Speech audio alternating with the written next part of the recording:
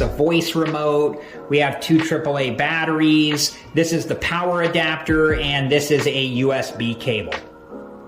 Okay, so I don't plan to use this unless I need to because the Fire TV Stick 4K doesn't fit into our TV properly, or if there's an issue with the Wi-Fi or the remote. But if you do need to use the HDMI extender cable, just match up this end of the HDMI extender cable with this end of the Fire TV Stick 4K, and then just plug this in like so. So just make sure that you plug it in the correct direction, and that's what it looks like.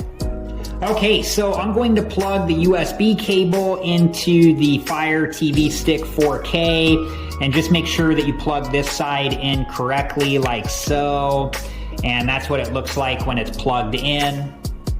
Okay, so now I'm going to take the power adapter and the other end of the USB cable and just make sure that you plug this in correctly. It only plugs in one direction, and that's what it looks like when it's plugged in. Okay, so I'm going to plug the Fire TV Stick 4K into HDMI input number 1.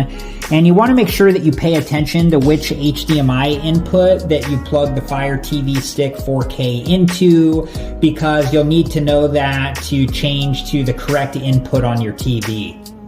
And now I'm going to plug the power adapter into a power outlet, and then I'll be back and we'll go from there. Okay, so now we're going to install the two AAA batteries into the Alexa voice remote. And if I turn the remote over, I'm going to place a thumb here and then my other thumb down here where the arrow is, and we're going to slide the battery cover down like so until we can take it off back into place like so. Okay, so make sure that you turn your TV to the correct input. I turned our TV to HDMI input number 1.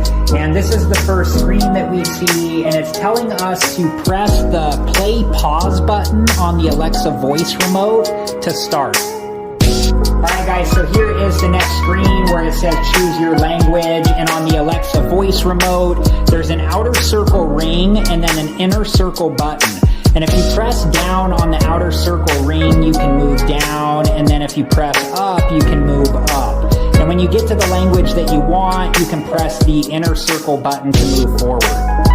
Alright guys, so here is the next screen where it says connect to your network. So you'll need to select your network and then enter your password, and we'll move on to the next step.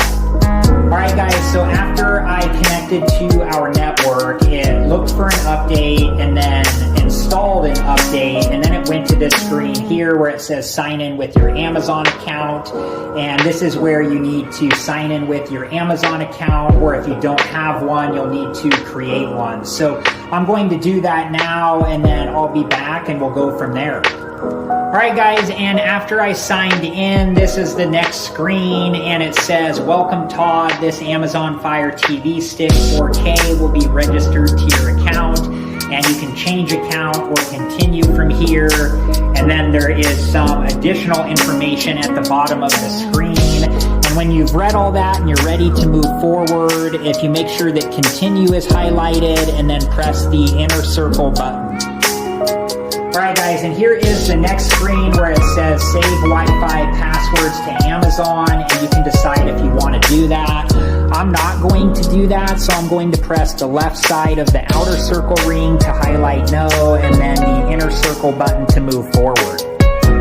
Alright, and this is the next screen for me. It says restore Fire TV. It looks like you're an existing Fire TV customer. Would you like to restore your Fire TV with your current apps, privacy settings, and parental control settings?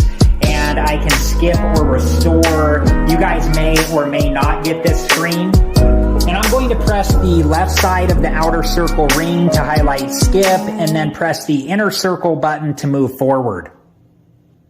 And this is the next screen, which allows you to enable parental controls if you want to. I'll go over that in a future video, but for now, I'm going to press the inner circle button on the Alexa voice remote when no parental controls is highlighted to move forward. And then on this screen, it says we'll be playing music during the next step. Please make sure the volume is turned up, then continue. And I'm going to press the inner circle button on the Alexa voice remote to move forward.